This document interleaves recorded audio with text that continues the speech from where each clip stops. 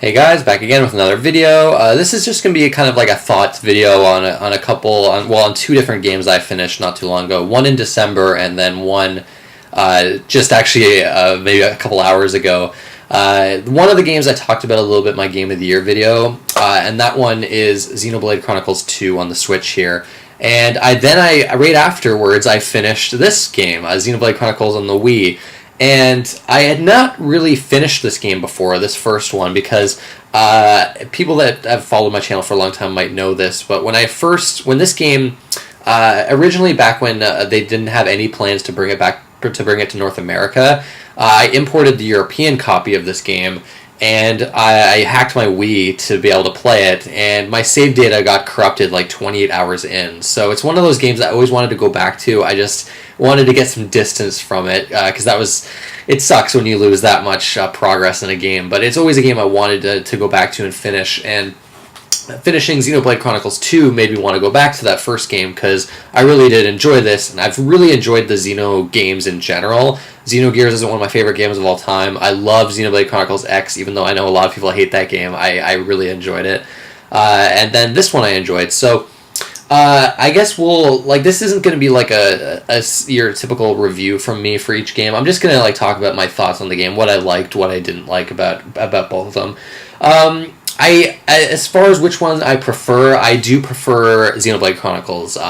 This I'd probably say is one of my favorite JRPGs that I've ever played. This game's amazing. I have very few complaints with this game. Xenoblade 2, on the other hand, I really do like this game. There's just a lot of issues I have with it. And if I had played the first game, finished the first game back when it first came out, this game I might almost consider it a disappointment. And I guess we'll get to that. I guess I probably should start with the first game, the original Xenoblade. I'll talk about this game first. It's more fresh in my memory, and then we can kind of talk about the differences between the two.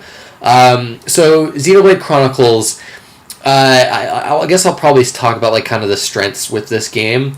The world is the first thing you have to bring up. The Bionis and the Mechonis, these two giant. I guess you'd call them I don't know, mechs, well, not really mechs, but titans. I guess titan would be the word for it. What do they say on the back of the box?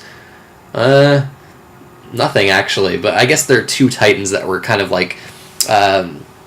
the two titans that were kind of locked into different positions, and you're living on one of these titans, and the way that the world ties into the narrative is really fascinating. It's one of my favorite parts of the game, and it's really fascinating without spoiling anything. And the first Xenoblade has a terrific cast of characters that all have fantastic character development to them. The only character I don't like is Ricky, the Nopon character, which there seems to be a Nopon character in every single Xenoblade game, and I hate them in every single one.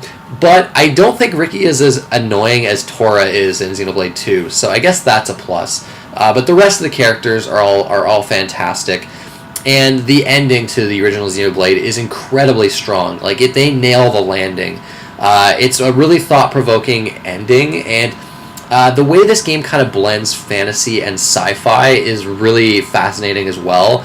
And the connection with Xenoblade 2 is also quite interesting, which I wasn't really expecting. It's kind of weird because I played these games in reverse order, but I think you'll still enjoy both of them if you do it the way I did. It was just really, really cool seeing this one certain connection at the end of the first Xenoblade. And I really love the way he's set up the worlds in these games. I don't really want to say more than that. It would kind of spoil it, but it's a really cool ending with a really crazy plot twist that maybe some people would hate, but I actually like it a lot. I think it's very effective. And it's especially notable with playing both of the games. I think it's even stronger when you do finish both games and see the connection there. I like the tone of the first Xenoblade. It's got some humorous moments to it, but overall it takes itself pretty seriously for the most part. And I've always kind of liked more I guess serious JRPGs. It's not like Xenogears. I feel Xenogears is like really grim. This is not quite as dark as the first Xenogears game, and that may be one of the reasons why I probably still prefer Xenogears. And then just the storyline in that game is far more complex, and there's more mystery to it, which I liked as well. But definitely one of the strengths of the first Xenoblade is the world itself, the lore behind it, and the cast of characters. It's just you really love these characters and you love getting to know them. The scale of the world, as far as like the exploration, is also impressive. Playing this game, it's crazy. Like you're playing a Wii game. I kept saying to myself, like, wow, these vistas are absolutely jaw-dropping, and I'm playing this on underpowered hardware. I don't know what, like, it blows my mind how they were able to pull off such a crazy effect with like the scale of the game, and how the world, like, I love all these little details with the world too, where when you come to a new area, like the Gore Plains, for instance, on the Bionis, it'll show a little dot on this like picture of the Bionis to kind of show where you are on the Titan. It's just little details like that this game has that I really appreciated, and I think we're lacking actually in Xenoblade 2. And I guess one of the kind of the comparisons I can bring here is that the Xenoblade 2 definitely has a very impressive world as well. I mean, the visual fidelity is obviously a lot higher on the Switch, but for some reason I felt like the locales were a lot more varied and interesting to look at in the first Xenoblade. I feel like with Xenoblade 2, I think they probably ran out of ideas a little bit.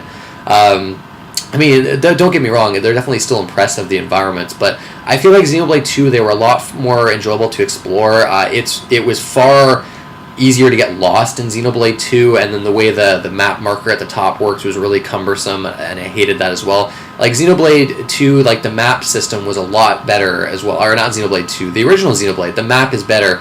I don't know how the UI and map systems are so much better in the first game. It doesn't make any sense to me, but they are. I don't know, I was rarely frustrated with exploring the world, whereas Xenoblade 2, I was often frustrated, especially with the side quests. Now, Xenoblade 1, I think one of the problems I do have with it is there's too many side quests. It's actually kind of insane, and a lot of them are tedious, like go fetch this, go kill this. I did do maybe like 70% of them, because they are worthwhile for XP, and then some rewards as well, but I eventually got to a point where it's just like, okay, I can't keep doing all these side quests, I'm just going to get burnt out. And Xenoblade 2 definitely is a little better in that regard. There's nowhere near as many side quests, but the actual side quest design is still horrible in Xenoblade 2. And then there's the fact that it's so much easier to get lost in Xenoblade 2, even with like the map marker at the top, just because of the way the environments are designed, and then just the way pathfinding works in that game.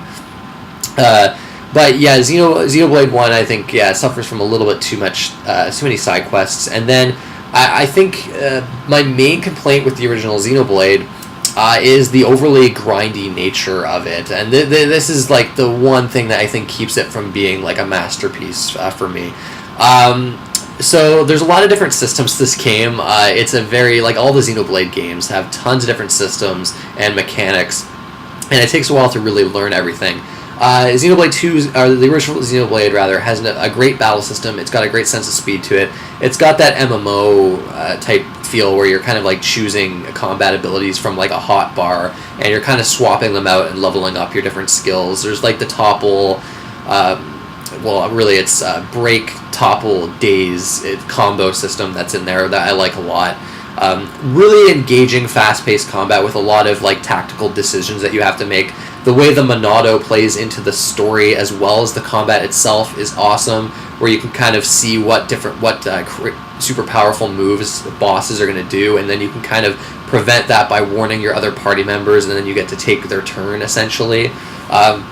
Yeah, a lot of cool different twists with the combat. The combat, it grows throughout the game. It gets more in-depth. I enjoyed the combat from the very beginning all the way up until the end. I got a really great combat system, but yeah, that aside, the grindy nature of the original Xenoblade. So there's first the side quests, which are grindy because a lot of them require you to get all these collectible materials scattered throughout the world, and or kill like 10 of this monster, 10 of that monster. It's all a grind, right? It's all this massive grind. But I think the affinity system is the most annoying thing, because the rewards for it are something I would want to actually see, where all of your characters have affinity with one another, and you have affinity with NPCs in towns as well to kind of level up the town, basically. And you get benefits from that, where you can trade different items with different NPCs, which helps you complete certain side quests and get items that you might have a hard time getting elsewhere.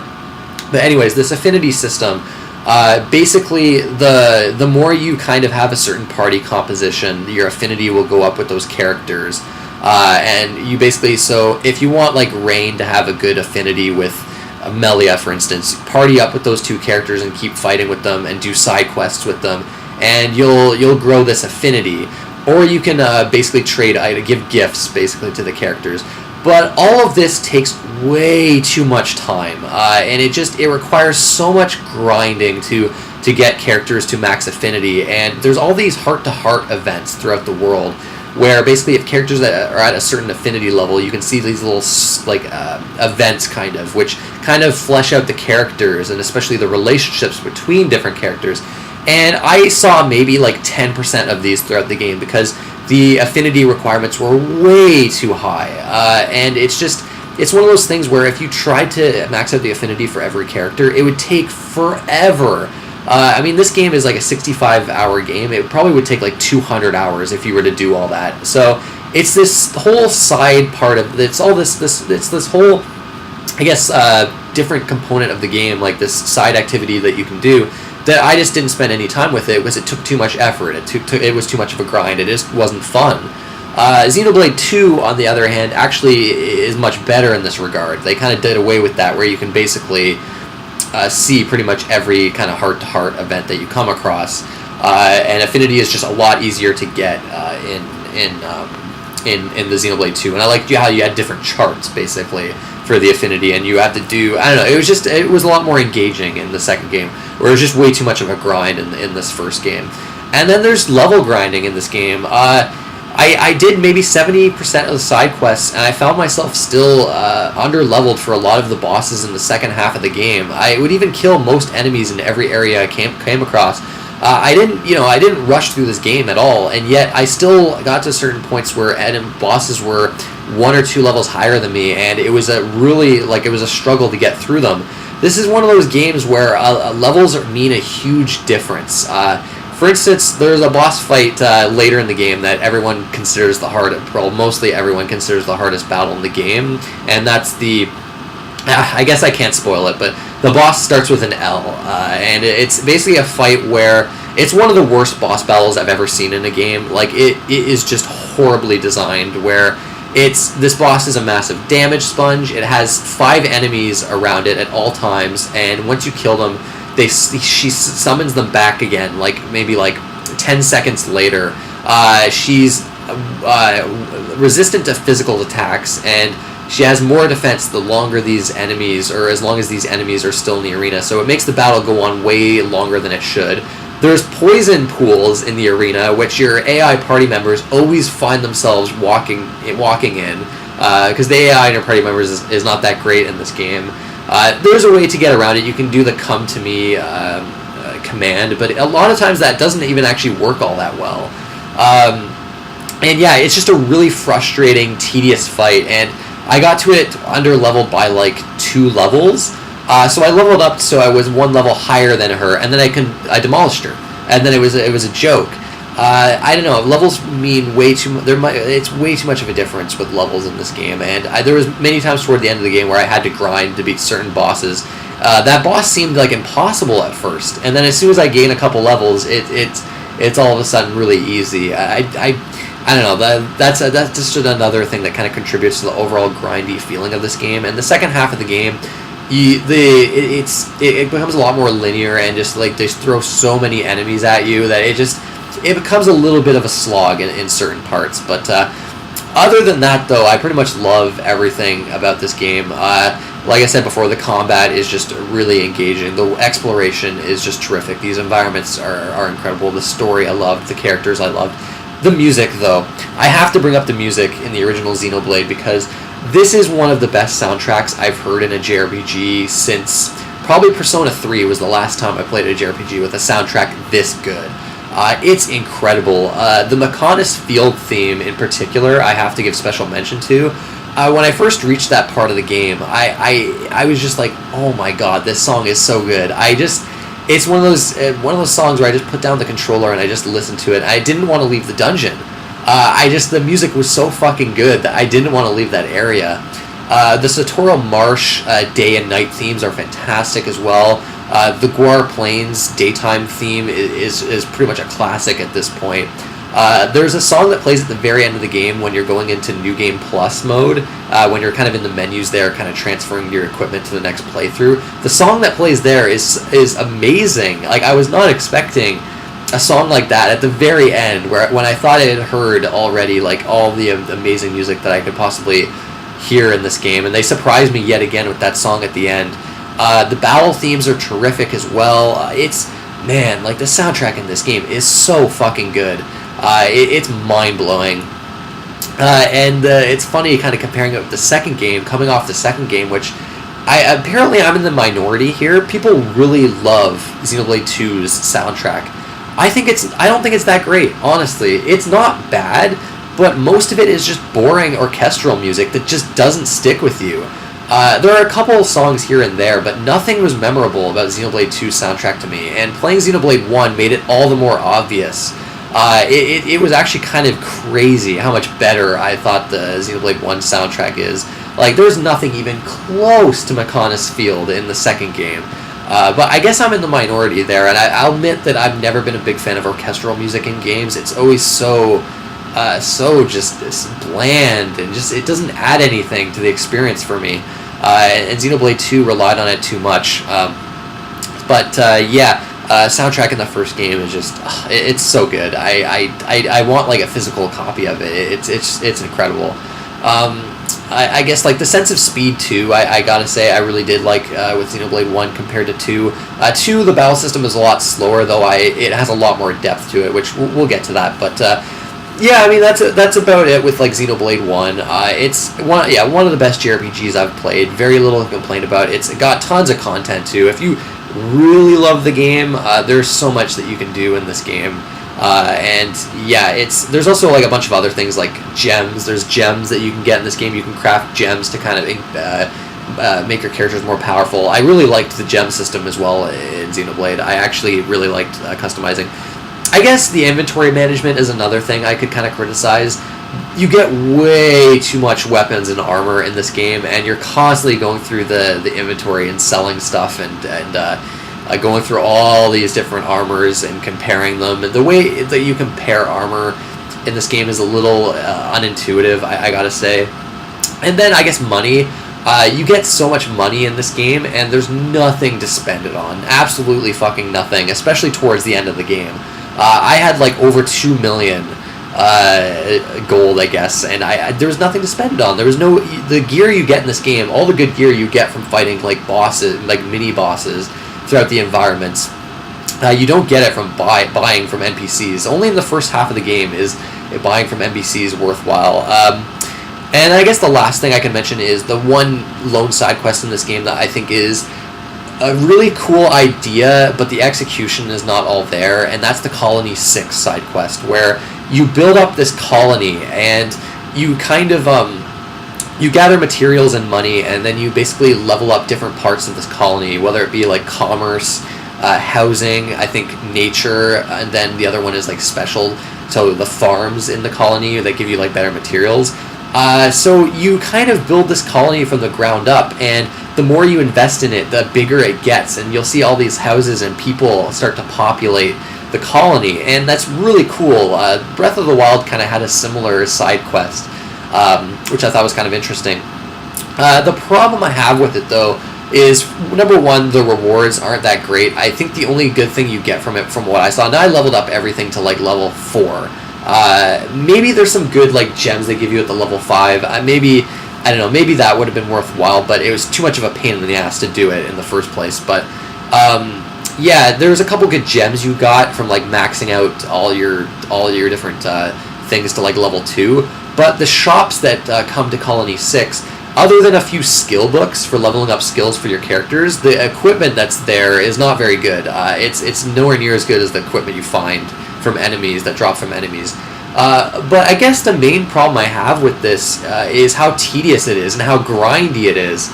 A lot of these require materials that you can't just get from killing enemies. A lot of them will have, they'll only drop, like the collectibles will only drop in certain parts of the game, and they have spawn rates. So there was one material where I had like a 10% spawn rate in certain areas, and it was so fucking obnoxious. We're going to these old areas and then hoping to God that the spawn rate would work in your favor, and then you had to have to fast forward the time and then come back for it to spawn again. And it eventually, I guess I got so tired of this. I was like, no, I can't do this anymore. This just isn't fun. So eventually I stopped upgrading Colony because that shit just drove me nuts. And then later there was also materials that you can only get from like level like 90 enemies, and I was like level 70 at the time, so I was like, okay, I guess I can't really do that right now. So a cool idea for a side quest. I love the concept there. I wish it wasn't so grindy like everything else in the game. If it wasn't such a grind, I would have probably got it, like fully completed the side quest. Although actually another thing I hate about it is the missable. You can actually miss collectibles because there's this whole part of the game that basically once you get past it, you can't revisit certain areas, and there's certain materials that only spawn in those areas. So I found that out way later, of course, when I was building Colony 6, and I looked up, and the only way to get these materials other than being in the area that you can't visit anymore is to grind out the affinity for certain NPCs. You can trade for that item. But this always requires the NPC to be at level 5 affinity, which, as I said before, takes forever. So, yeah, you can tell that the grindy nature of this game is definitely my major complaint. It's definitely what keeps this game from being like a masterful JRPG and one of my favorites of all time. But still, the game overall, I really did love it. It's as amazing as everyone says it is. It's often considered one of the best RPGs of all time, and I would fully agree with that. So I guess moving on to Xenoblade 2 here, which I do like this game, but there's a lot about this game that pisses me off. For one, the story and the characters are a huge step down from the original Xenoblade. This game's got more of, I guess, people call it like the shonen anime feel to it, where there's so many moments that go for humor, like really cheesy humor that just does not work at all. Anytime the game was trying to be funny, it's just one of those things where you're just like, it's cringe, right? It's just cringeworthy. And then at the times the game does try to be serious, I find the dialogue is often really overly melodramatic and corny, and the villains in Xenoblade 2 are so lackluster, and it really it took playing the original Xenoblade to make me realize that. Xenoblade, the antagonists are so much more engaging, with the exception of this one antagonist that in the first Xenoblade often just there's all these different scenes where he'll like explain his evil plans to himself out loud and start doing these evil laughs, and then he'll explain it to the party members over and over again, which I've always hated that in JRPGs, and the first Xenoblade's a little guilty about that. But it's in Xenoblade 2 as well, and it's probably worse in this game. And yeah, the characters just aren't as interesting. A lot of people love Pyra and Mithra. I don't think those characters just really didn't do much for me. I think Nia was a far more engaging character, and to me, she should have been the romantic interest for Rex, and she's not. And I don't know, her character is almost a little sad, her arc actually. But yeah, the rest of the characters just pale in comparison to Nia. And just, I don't know, the cast of characters, I felt just there was a lot more going for them in the first game. And the story just was nowhere near as engaging. The world, like I said before, was just a pain in the ass to explore in Xenoblade 2 a lot of the times. And it wasn't as impressive. The environments just weren't as impressive to me. The combat is the one part of Xenoblade 2 that I think is better than the first game. The speed of it definitely takes a little bit to get used to. Going to Xenoblade 1 was crazy to me because it's like, wow, the combat in this game is so much faster. But Xenoblade 2, the combat's a little bit more deliberate because you're trying to build up your elemental bursts for the elemental burst combo system, which is a really cool system. And then just changing blades mid battle and going for like these elemental combos and blade combos is really fun and engaging. It's a really cool battle system in the second Xenoblade game, and even though part of me feels like I might still prefer the first game just because of that speed. The second game, enemies take a long time to kill, and it's slow. But I understand why it's that way because of the different mechanics. It kind of needs to be slow, but I don't know. I definitely don't quite prefer it to like the speed of the first Xenoblade. Xenoblade 2 has RNG aspects to it as well that I wasn't crazy about. The whole blade system, which I don't actually mind the fact that you have to get these core crystals and open them to get like characters essentially for your party. The problem I have with it though is just the amount of time it takes to open these crystals. You can skip like half of the cutscene, but it still takes like over a minute every time to open just one core crystal, and at the end of the game you have like 100 core crystals, and it's like at that point of the game, like the second half of the game, I was fairly happy with my party anyways, but I was like, well, I have all these core crystals, but I don't even care. It takes so fucking long that it's not worth it to me. I'm just gonna go through the end of the game. It's like I would like to see some of these rare blades, but like I don't want to go through this RNG. The UI in general is just a pain to navigate, but they are actually fixing things, which I like to see. I like that they know that there's a problem. So originally when you brought up the map, it didn't immediately bring up the map that you were in. It brought up like the main world map. So you'd have to go through a bunch of menus just to get to the map that you were in.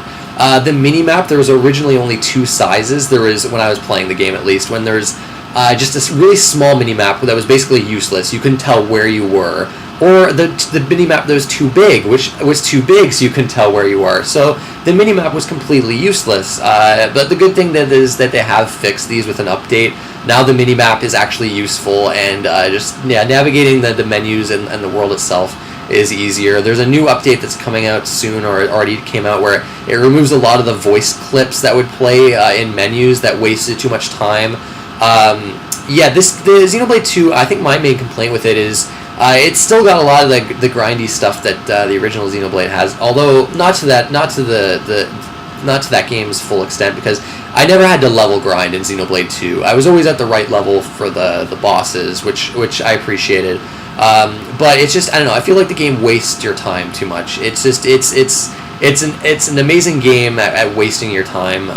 There's even something like the Tora's mini game. I forget what they call it, but Tora's blade is kind of interesting. Poppy, I think her name is, where she's like a fully customizable blade, but you have to play this terrible mini game to upgrade her skills and to kind of customize her. And it's an utter grind. It's insane the amount of time you have to put into that mini game just to make that character competent. So I didn't use Tora at all. I was just like, nope, fuck that, waste of time.